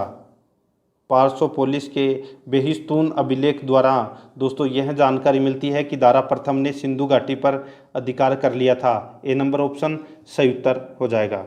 नेक्स्ट 114 नंबर का प्रश्न है, एओल अभिलेख में पुलकेशिन द्वितीयों की विजय का विवरण प्राप्त होता है। इस अभिलेख के रचयिता थे, तो इस अभिलेख के रचयिता कौन थे? तो ये थे दोस्तों रवि कीर्ति। बी नंबर का ऑप्शन बिल्कुल सही उत्तर हो जाएगा, रवि कीर्ति। आगे देखिए, ऋग्वेद में वर्णित सभ्यता दोस्तों सैनिक कुलीन तंत्र जैसी लगती है। सी नंबर का ऑप्शन बिल्कुल सही उत्तर हो जाएगा। आगे देखिए, 116 नंबर का प्रश्न है, ऋग्वेदिक काल में आर्य लोगों का मुख्य व्यवसाय क्या था? ऋग्वेदिक काल में आर्य लोगों का मुख्य व्यवसाय है वो क्या था? तो खेती करना था मुख्य व्यवसाय ऋग्वेदिक काल में आर्य लोगों का मुख्य व्यवसाय। ए नंबर ऑप्शन सही उत्तर। नेक्स्ट है, वैदिक काल में बहुविवाह प्रथा थी। तो ये दोस्तों केवल राजवंशों में थी बहुविवाह प्रथा। बी नंबर ऑप्शन बिल्कुल सही उत्तर हो जाएगा, केवल राजवंशों में। आगे देखिए, शतपथ ब्राह्मण 4 वेदों में से किसी एक का भाग कहा जाता है कि यह शतपथ ब्राह्मण 4 वेदों में से किसी एक का भाग है कहा जाता है। यह शुक्ल यजुर्वेद का है। बी नंबर ऑप्शन सही उत्तर हो जाएगा। 119 नंबर प्रश्न है, इसमें देखिए, वैदिक काल में जाति व्यवस्था तो अवश्य थी, किंतु यह व्यवस्था वैदिक काल में जाति व्यवस्था तो अवश्य थी, किंतु यह व्यवस्था दोस्तों जन्म और कर्म दोनों पर आधारित थी। जन्म और कर्म दोनों पर आधारित थी। डी नंबर ऑप्शन बिल्कुल सही उत्तर हो जाएगा। 120 नंबर प्रश्न है, इसमें देखिए वैदिक काल की सभ्यता तथा संस्कृति का मुख्य स्रोत। वैदिक काल की सभ्यता तथा संस्कृति का मुख्य स्रोत क्या है? तो वो है दोस्तों इसमें ऋग्वेद है। बी नंबर का ऑप्शन बिल्कुल सही उत्तर हो जाएगा। ठीक है, आगे देखिए इसमें 121 नंबर प्रश्न है, निम्नलिखित तथ्यों में से कौन सा तथ्य गलत है? निम्नलिखित तथ्यों में से कौन सा तथ्य गलत है? तो यहाँ पे देखिए आर्य वस्तुतः की प्रकृति पूजक थे, बिल्कुल सही है। आर्य प्राकृतिक शक्तियों की दया और कृपा के आकांक्षी थे, बिल्कुल सही है। आर्य एकेश्वरवादी थे, ये गलत हो जाएगा दोस्तों। आर्य है वो एकेश्वरवादी नहीं थे, ठीक है, और बहुईश्वरवादी थे। यहाँ पे देखिए आर्यों के जीवन में सदाचार की बड़ी महत्ता थी, तो वो ये बिल्कुल सही है। तो इसका सी नंबर का ऑप्शन राइट आंसर हो जाएगा। ये कथन है वो इसमें गलत है। 122 नंबर प्रश्न है, आर्यों की प्रारंभिक जीवन निर्भर था। आर्यों का प्रारंभिक जीवन है वो किस पर निर्भर था? तो ये पशु चरण पर दोस्तों ये प्रारंभिक जीवन है, ये निर्भर था आर्यों का। तो बी नंबर ऑप्शन सही उत्तर हो जाएगा। नेक्स्ट है, वेदों तथा उपवेदों की कुल संख्या कितनी है? तो वेदों तथा उपवेदों की संख्या है वो कितनी है? तो दोस्तों 8। कितनी है? 8। ए नंबर का ऑप्शन बिल्कुल सही उत्तर हो जाएगा। नेक्स्ट है, संसार का सबसे प्राचीन ग्रंथ है तो दोस्तों कौन सा है? यानी कि वो है दोस्तों ऋग्वेद। तो इसमें डी नंबर का ऑप्शन सही उत्तर हो जाएगा, ऋग्वेद। नेक्स्ट है, मुख्य रूप से पहले 3 वेद ही माने गए थे। वेद त्रयी काफी प्रसिद्ध शब्द है। वेदों के अंतर्गत सम्मिलित किया गया चौथा वेद कौन सा है? तो वो है दोस्तों इसमें अथर्ववेद। ठीक है, कौन सा है? अथर्ववेद। देखिए ऋग्वेद, सामवेद और यजुर्वेद ये पहले 3 ही वेद माने गए थे, लेकिन फिर बाद में चौथा वेद जोड़ा गया इसमें, वो है अथर्ववेद। इसमें सी नंबर का ऑप्शन सही उत्तर हो जाएगा, अथर्ववेद। नेक्स्ट है, तक्षशिला की जनता का बिंदुसार के शासन के विरुद्ध विद्रोह का कारण क्या था? तक्षशिला, अच्छा प्रश्न है। तक्षशिला की जनता का बिंदुसार के विरुद्ध दोस्तों विद्रोह का कारण क्या था? तो वो है भ्रष्ट अधिकारियों का अत्याचार। भ्रष्ट अधिकारियों का अत्याचार। तो इसका बी नंबर ऑप्शन बिल्कुल सही उत्तर हो जाएगा। आगे देखिए इसमें तीर्थ से क्या तात्पर्य है? तीर्थ से क्या तात्पर्य है? तो इससे तात्पर्य क्या हो जाएगा कि चंद्रगुप्त मौर्य के 18 प्रमुख प्रशासनिक अधिकारी थे, उनको बोलते थे दोस्तों तीर्थ। ठीक है, तो इसमें सी नंबर ऑप्शन सही उत्तर हो जाएगा। कभी आप बोल दो कि पवित्र स्थान, ठीक है, तो गलत हो जाएगा वो पवित्र स्थान। तो इसमें सी नंबर ऑप्शन सही उत्तर हो जाएगा। नेक्स्ट है, भारत का मैकियावेली किसे कहते हैं? भारत का मैकियावेली है ये दोस्तों चाणक्य को कहते हैं। किसको कहते हैं? चाणक्य को कहते हैं भारत का मैकियावेली। आगे देखिए, 10 राजन युद्ध किस नदी के किनारे लड़ा गया था? ये लड़ा गया था दोस्तों 10 राजन युद्ध है, ये कौन सी नदी के किनारे लड़ा गया? तो ये परूशनी, यानी कि इसका वर्तमान नाम है रावी। ठीक है, तो इसका सी नंबर का ऑप्शन राइट आंसर हो जाएगा। परूशनी नदी के किनारे लड़ा गया था, सी नंबर ऑप्शन सही उत्तर। देखिए बुद्ध को परिनिर्वाण कहाँ प्राप्त हुआ था? बुद्ध को परिनिर्वाण है वो कहाँ प्राप्त हुआ था? तो इसका राइट आंसर हो जाएगा दोस्तों कहाँ पर? तो देखिए कुशीनगर। कहाँ पर हुआ था? कुशीनगर में। देखिए 483 ईस्वी पूर्व में 80 वर्ष की आयु में महात्मा बुद्ध का देहांत यानी कि महापरिनिर्वाण कुशीनगर में हुआ था। ठीक है, तो इसमें बी नंबर ऑप्शन सही उत्तर। नेक्स्ट है, मिलिंद पन्हो क्या है? तो दोस्तों यहाँ पे मिलिंद पन्हो है वो क्या है? तो ये धार्मिक संभाषण है। क्या है? धार्मिक संभाषण। ए नंबर ऑप्शन बिल्कुल सही उत्तर हो जाएगा। नेक्स्ट है, ब्राह्मण क्या है? यहाँ पे देखिए ब्राह्मण है वो क्या है? तो ये वेदों की गद्यात्मक व्याख्या है। वेदों की गद्यात्मक व्याख्या है ब्राह्मण। डी नंबर ऑप्शन बिल्कुल सही उत्तर हो जाएगा। आगे देखिए, सिंधु घाटी सभ्यता का किस युग से संबंध है? सिंधु घाटी सभ्यता का किस युग से संबंध है? तो इसका राइट आंसर हो जाएगा वो है दोस्तों इसमें प्रस्तर धातु युग में। प्रस्तर धातु युग से, तो इसमें सी नंबर ऑप्शन सही उत्तर हो जाएगा, प्रस्तर धातु युग। आगे देखिए, अंतिम जैन सभा कहाँ हुई थी? अंतिम जैन सभा कहाँ हुई थी? तो यहाँ पे देखिए दोस्तों, अंतिम जैन सभा यानी कि अंतिम का मतलब क्या हो गया, सीधा सा है। देखिए, 2 जैन महासंगीतियाँ हुई थी, ठीक है। पहली जो जैन संगीति हुई थी दोस्तों, वो हुई थी पाटलिपुत्र में। पहली जैन संगीति हुई थी पाटलिपुत्र में, ठीक है। और दूसरी जैन संगीति हुई थी दोस्तों वल्लभी में। ये 2 ही जैन संगीति हुई थी। तो यहाँ पे अंतिम जैन सभा हुई थी तो ये वल्लभी, यानी कि बी नंबर ऑप्शन सही उत्तर हो जाएगा। 135 नंबर प्रश्न है, निम्न में से कौन वैदिक देवता नहीं है? तो वैदिक देवता है वो कौन नहीं है? तो वो है दोस्तों कृष्ण।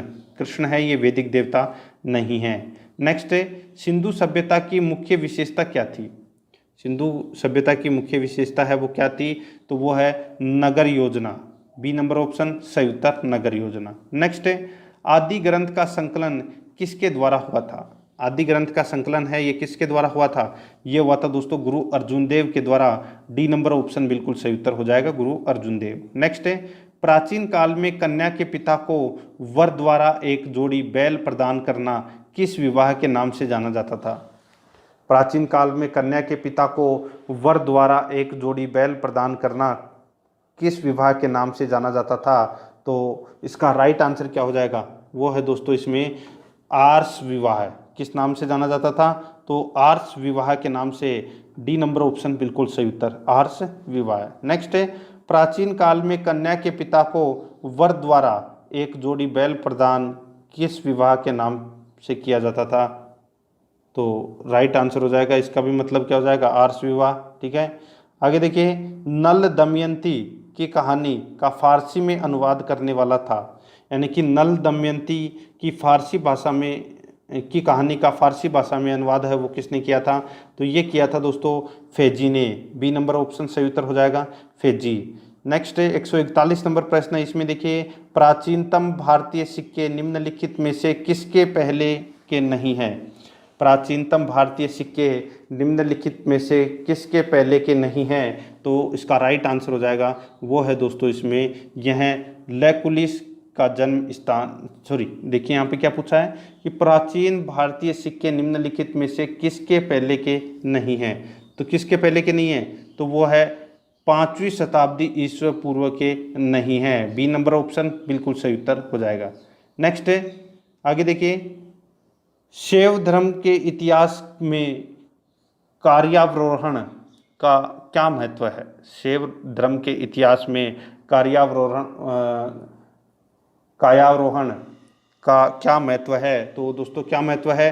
तो यहाँ पे देखिए, यह लैकुलिस का जन्म स्थान था। बी नंबर का ऑप्शन बिल्कुल सही उत्तर है हो जाएगा। 43 नंबर प्रश्न है, इसमें देखिए, क्षेत्रीय जन योद्धे निम्नलिखित में से किस देवता के उपासक थे? तो कौन से देवता के उपासक थे? तो ये दोस्तों कार्तिकेय के उपासक थे। डी नंबर का ऑप्शन बिल्कुल सही उत्तर हो जाएगा। आगे देखिए, हेलियोदोर के बेस नगर अभिलेख में निम्नलिखित में से किसका उल्लेख है? तो किसका उल्लेख है? तो दोस्तों इसमें केवल वासुदेव का उल्लेख मिलता है। सी नंबर का ऑप्शन बिल्कुल सही उत्तर हो जाएगा।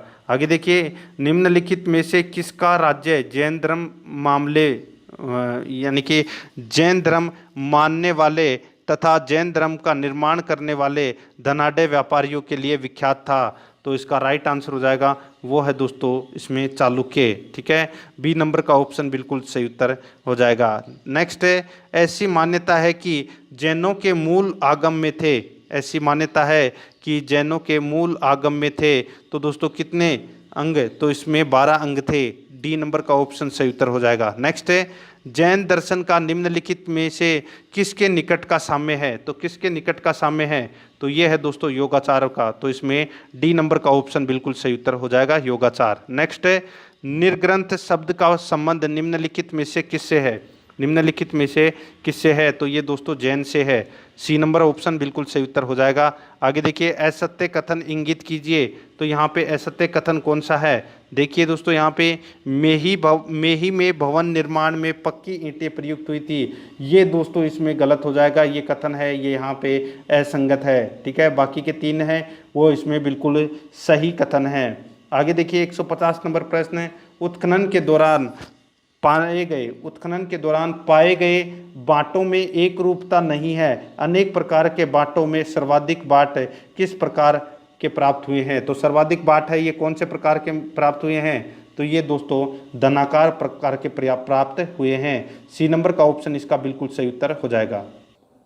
151 नंबर प्रश्न है, यहाँ पर देखिए दोस्तों, इल्तुतमिश ने बगदाद के खलीफा से खिलअत किस वर्ष प्राप्त की थी। तो दोस्तों इल्तुतमिश ने बगदाद के खलीफा से खिलअत किस वर्ष प्राप्त की थी, तो इसका राइट आंसर हो जाएगा वो है 1229 ईस्वी में। तो इसमें डी नंबर का ऑप्शन बिल्कुल सही उत्तर हो जाएगा। आगे देखिए, नानक का जन्म यानी कि गुरु नानक का जन्म है वो दोस्तों कहाँ हुआ था, तो ये हुआ था दोस्तों तलवंडी में। कहाँ पर है, तलवंडी में।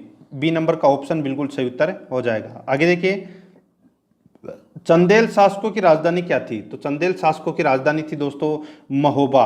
कौन सी थी, महोबा।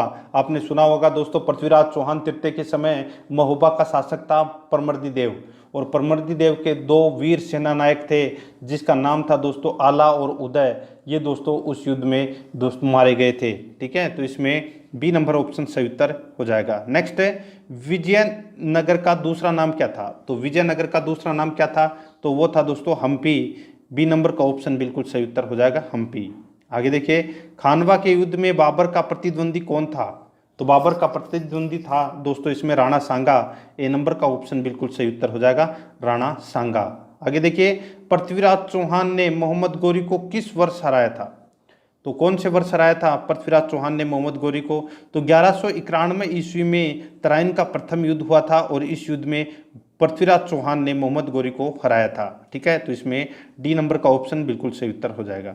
नेक्स्ट है, कौन सा स्रोत चंद्रगुप्त मौर्य के निम्न कुल में जन्म पर विश्वास नहीं रखता है, तो कौन सा स्रोत चंद्रगुप्त मौर्य के निम्न कुल में जन्म पर विश्वास नहीं करता है, तो वो है दोस्तों इसमें कौन तो वो है बौद्ध ग्रंथ महावंश। तो इसमें सी नंबर का ऑप्शन बिल्कुल सही उत्तर हो जाएगा। 158 नंबर प्रश्न है, इसमें देखिए, 8वीं शताब्दी में देवल क्या था, तो देवल क्या था 8वीं शताब्दी में, तो ये दोस्तों बंदरगाह था। क्या था, बंदरगाह।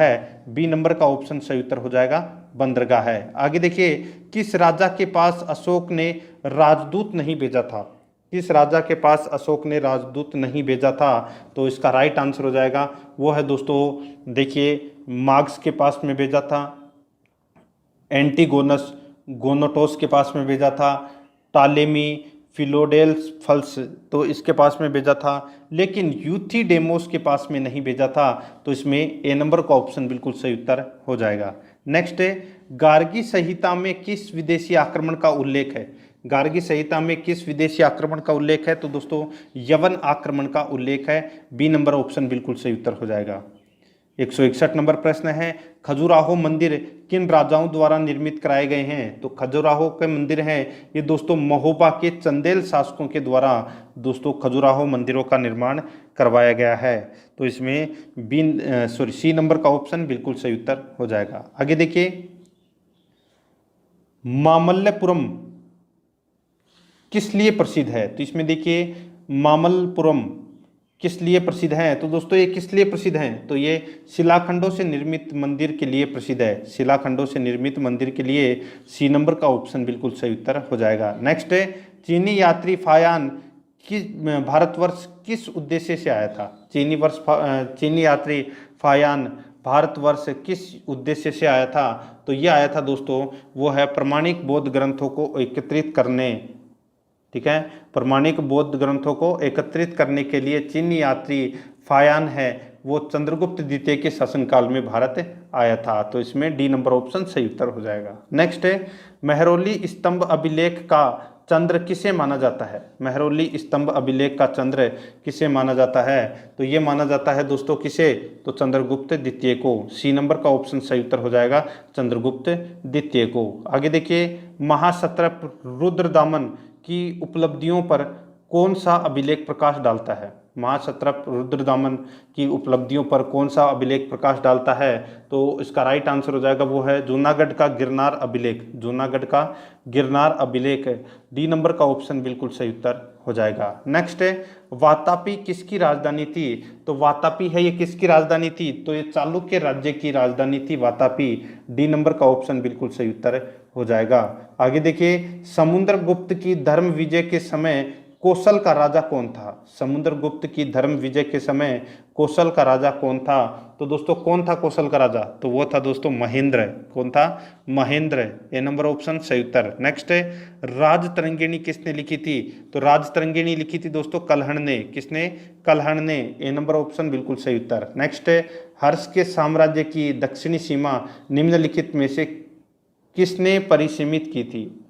हर्ष के साम्राज्य की दक्षिणी सीमा निम्नलिखित में से किसने परिसीमित की थी? तो इसका राइट आंसर हो जाएगा वो है दोस्तों पुलकेशिन द्वितीय ने, बी नंबर ऑप्शन बिल्कुल सही उत्तर हो जाएगा। नेक्स्ट, इलाहाबाद प्रशस्ति किसके द्वारा लिखी गई थी?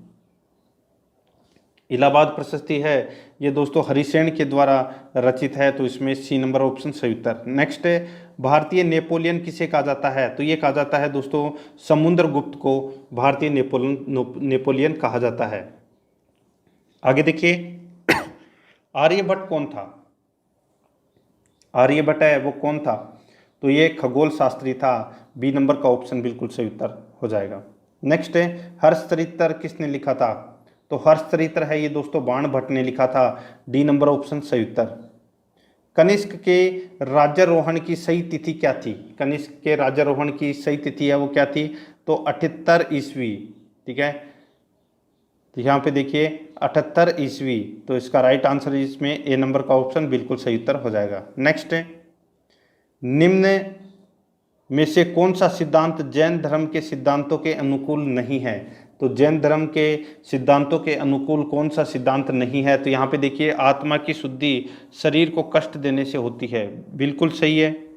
केवल ईश्वर ही आत्मा को कैवल्य प्राप्ति में मदद करता है, ये कथन दोस्तों इसमें गलत है। ठीक है, तो इसका राइट आंसर क्या हो जाएगा? बी नंबर का ऑप्शन है वो इसका बिल्कुल सही उत्तर हो जाएगा। आपको इसमें याद रखना है, बहुत ही अच्छा प्रश्न था। आगे देखिए, इसमें 176 नंबर प्रश्न है, यूप का संबंध किस स्तंभ से है? यूप का संबंध है वो किस स्तंभ से है?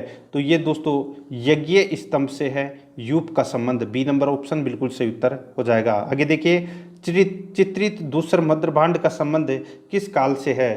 तो किस काल से है? तो ये दोस्तों वैदिक काल से है चित्रित दूसर मध्यभांड का संबंध, तो इसमें बी नंबर ऑप्शन सही उत्तर हो जाएगा। नेक्स्ट है, आहत सिक्के के निर्माण में प्रयुक्त मुख्य धातु थी। आहत सिक्के के निर्माण में प्रमुख मुख्य धातु थी, तो वो धातु कौन सी थी? तो वो थी दोस्तों तांबा। ठीक है, बी नंबर ऑप्शन सही उत्तर हो जाएगा तांबा। नेक्स्ट है, आगे देखिए 179 नंबर प्रश्न, प्राचीन वैदिक ग्रंथों में निम्नलिखित में से किसका उल्लेख नहीं है? तो किसका उल्लेख है वो नहीं मिलता, तो इसका राइट आंसर हो जाएगा वो है दोस्तों बाल विवाह का उल्लेख है वो नहीं मिलता, ए नंबर ऑप्शन बिल्कुल सही उत्तर। नेक्स्ट है, ऋग्वेद में निम्न में से किस देवता का उल्लेख नहीं है? तो ऋग्वेद में किस देवता का उल्लेख है वो नहीं है, तो वो है ब्रह्मा, सी नंबर ऑप्शन बिल्कुल सही उत्तर हो जाएगा। नेक्स्ट है, ऋग्वेद कितने मंडलों में विभक्त है? ऋग्वेद कितने मंडलों में विभक्त है? तो वो है 10 मंडलों में विभक्त है। ठीक है, तो इसमें डी नंबर ऑप्शन बिल्कुल सही उत्तर हो जाएगा। आगे देखिए, हड़प्पा सभ्यता के लोग निम्न में से किस धातु का प्रयोग नहीं करते थे? तो कौन सी धातु का प्रयोग नहीं करते थे? तो दोस्तों सिक्के का प्रयोग नहीं करते थे हड़प्पा सभ्यता के लोग, सी नंबर ऑप्शन सही उत्तर। नेक्स्ट है, मोहनजोदड़ो की विशालतम इमारत कौन सी थी? तो वो थी दोस्तों महान स्नानागार। ठीक है, तो इसका राइट आंसर महान स्नानागार, बी नंबर ऑप्शन बिल्कुल सही उत्तर हो जाएगा। नेक्स्ट है, हड़प्पा सभ्यता का उत्कर्ष किस समय के पश्चात रुक गया था? तो ये मैंने आपको बताया था थोड़ी देर पहले ही, 1900 ईस्वी पूर्व है। ठीक है, नेक्स्ट है, कवि कालिदास किसकी आराधना करके प्रतिभाशाली बने? तो यहाँ पे देखिए कवि कालिदास किसकी आराधना करके प्रतिभाशाली बने, तो दोस्तों भगवती की आराधना करके दोस्तों प्रतिभाशाली बने थे। ए नंबर ऑप्शन सही उत्तर हो जाएगा। नेक्स्ट है, निम्नलिखित में से किस स्थान पर भारत व रोम के बीच व्यापार के प्रमाण प्राप्त हुए हैं। तो दोस्तों किस स्थान पर भारत व रोम के बीच व्यापार के प्रमाण प्राप्त हुए हैं, तो वो है दोस्तों अरिकमेडु। ठीक है, तो इसमें ए नंबर ऑप्शन सही उत्तर हो जाएगा अरिकमेडु। आगे देखिए, हीनयान व महायान में मतभेद का निम्न में से कौन सा कारण नहीं है। हीनयान व महायान में मतभेद का निम्न में से कौन सा कारण नहीं था, तो वो है दोस्तों देखिए संस्कृत भाषा का प्रयोग, बोधिसत्वों की पूजा, मूर्ति पूजा। तो ये तीनों कारण थे, लेकिन धन की लालसा नहीं थी, तो इसमें डी नंबर ऑप्शन सही उत्तर हो जाएगा। 188 नंबर प्रश्न है, इसमें देखिए उस संप्रदाय का वास्तविक नाम क्या है जिसे बाद में जैन धर्म कहा गया।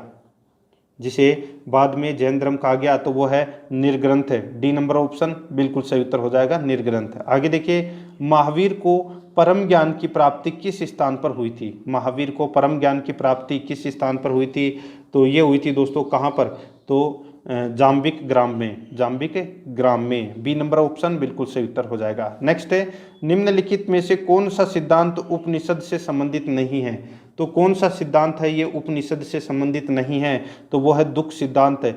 बी नंबर ऑप्शन बिल्कुल सही उत्तर हो जाएगा दुख सिद्धांत। आगे देखिए, गौतम बुद्ध द्वारा उपदिष्ट निर्वाण का अर्थ है। गौतम बुद्ध द्वारा उपदिष्ट निर्वाण का अर्थ है, तो वो क्या है, तो वो है दोस्तों इसमें जन्म मरण के चक्र से मुक्ति।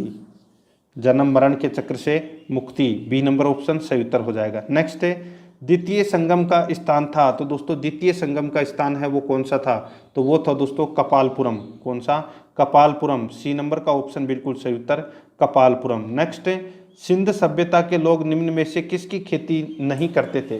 तो दोस्तों सिंध सभ्यता के लोग निम्न में से किसकी खेती नहीं करते थे, तो इसका राइट आंसर हो जाएगा वो है दोस्तों चावल की खेती है वो नहीं करते थे। बी नंबर ऑप्शन सही उत्तर हो जाएगा। नेक्स्ट, चतुर्थ बौद्ध संगीति किसके शासनकाल में संपन्न हुई थी, तो ये दोस्तों कनिष्क के समय संपन्न हुई थी चतुर्थ बौद्ध संगीति। बी नंबर ऑप्शन सही उत्तर। नेक्स्ट है, कार्ले किसके लिए प्रसिद्ध है। कार्ले है वो किसके लिए प्रसिद्ध है, तो ये दोस्तों कनिष्क के लिए, कार्ले है ये किसके लिए प्रसिद्ध है, तो ये प्रसिद्ध है दोस्तों गुफा मंदिर के लिए प्रसिद्ध है कार्ले। ये नंबर का ऑप्शन बिल्कुल सही उत्तर हो जाएगा। नेक्स्ट है, आगे देखिए, स्यादवाद मूल रूप से किस दर्शन से संबंधित है। स्यादवाद मूल रूप से किस दर्शन से संबंधित है, तो इसका राइट आंसर हो जाएगा वो है दोस्तों जैन धर्म से। ए नंबर ऑप्शन बिल्कुल सही उत्तर हो जाएगा। आगे देखिए, विजयनगर साम्राज्य के राजस्व विभाग का क्या नाम था। विजयनगर साम्राज्य के राजस्व विभाग का क्या नाम था, तो उसका नाम था दोस्तों अथवन। बी नंबर ऑप्शन बिल्कुल सही उत्तर हो जाएगा अथवन। आगे देखिए, निम्नलिखित में से कौन सा कथन सही है, तो कौन सा कथन है वो दोस्तों इसमें सही है, तो देखिए, गुप्त काल में शूद्रों की स्थिति गिरी। गुप्त काल में शूद्रों की स्थिति गिरी, ये दोस्तों इसमें कथन है वो सत्य है। डी नंबर ऑप्शन इसका राइट आंसर हो जाएगा। और 99 नंबर प्रश्न है, कल्हण द्वारा रचित राजतरंगिणी में वर्णन है। तो दोस्तों राजतरंगिणी में किसका वर्णन है, तो कश्मीर के क्रमबद्ध इतिहास का वर्णन मिलता है राजतरंगिणी पुस्तक में। और यह पुस्तक है ये कल्हण के द्वारा लिखी गई थी, तो इसमें बी नंबर ऑप्शन सही उत्तर हो जाएगा। और प्राचीन भारत के इतिहास का आज का अपना अंतिम प्रश्न है, तारीख ए हिंद का लेखक कौन है। तो दोस्तों तारीख ए हिंद का लेखक है वो अलबरूनी है। ए नंबर ऑप्शन बिल्कुल सही उत्तर हो जाएगा। मित्रों, प्राचीन भारतीय इतिहास के मैंने आपको टॉप 200 प्रश्न हैं वो कंप्लीट करवा दिए हैं, ठीक है। और आपने ये 200 प्रश्न हैं वो देखे, आपको बहुत बहुत धन्यवाद। और इन प्रश्नों को दोस्तों रट लेना, क्योंकि आपकी परीक्षा की दृष्टि से ये अत्यंत महत्वपूर्ण प्रश्न है जो परीक्षा में बार बार पूछे गए हैं। अभी तक पूरे भारत में ये बार बार पूछे जा चुके हैं ये सारे के सारे प्रश्न, ठीक है, विभिन्न एग्जामों में। तो मित्रों, आराध्या RS एकेडमी के यूट्यूब चैनल को सब्सक्राइब जरूर करें, बेल आइकन को दबाएं, वीडियो को लाइक और अपने दोस्तों के पास में शेयर जरूर करें। मिलते हैं दोस्तों नेक्स्ट वीडियो में। जय हिंद, जय